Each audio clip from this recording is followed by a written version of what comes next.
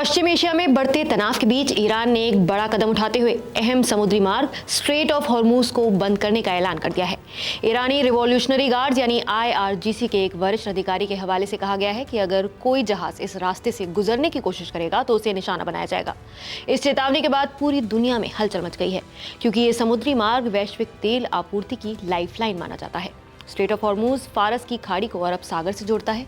दुनिया की कुल तेल खपत का करीब 20% हिस्सा इसी रास्ते से गुजरता है, यानी रोजाना लगभग 2 करोड़ बैरल कच्चा तेल और कंडेंसेंट इस मार्ग से ट्रांसपोर्ट होता है। सऊदी अरब, इराक, कुवैत, UAE और कतर जैसे बड़े तेल उत्पादक देश अपने ज्यादातर तेल और गैस निर्यात, वैश्विक LNG सप्लाई का करीब 20 से 25% हिस्सा इसी मार्ग पर निर्भर है। ऐसे में अगर ये रास्ता बंद होता है तो अंतर्राष्ट्रीय बाजार में तेल की कीमतें तेजी से बढ़ सकती हैं। भारत अपनी जरूरत का 85% से ज्यादा कच्चा तेल आयात करता है। इसमें करीब 50% तेल और बड़ी मात्रा में LPG हॉर्मूज के रास्ते से ही आती है। फरवरी 2026 में भारत ने करीब 2.3 मिलियन टन LPG आयात की, जिसमें से लगभग 1.66 मिलियन टन खाड़ी देशों से थी। भारत के LPG आयात का बड़ा हिस्सा भी खाड़ी देशों से ही आता है।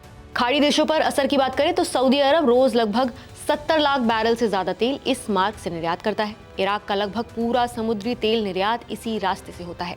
कुवैत और UAE की बड़ी तेल खेप भी इसी से गुजरती है। कतर, जो दुनिया का सबसे बड़े LNG निर्यातकों में से एक है, अपनी लगभग पूरी गैस सप्लाई इसी मार्ग से भेजता है।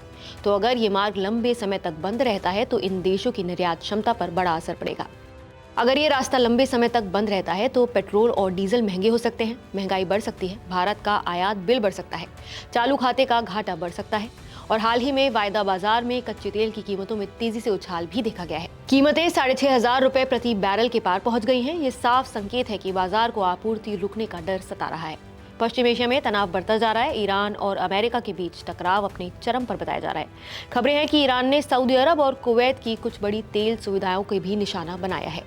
अगर सऊदी की सरकारी कंपनी सऊदी अरामको की रिफाइनरियों का काम प्रभावित होता है तो इसका असर वैश्विक आपूर्ति पर भी गहरा हो सकता है। कतर और कुवैत जैसे देश LNG और कच्चे तेल के बड़े निर्यातक तो हैं, लेकिन इनके ऑपरेशन प्रभावित होने का मतलब ये है कि एशिया और यूरोप के कई देशों की ऊर्जा जरूरतें खतरे में पड़ सकती हैं।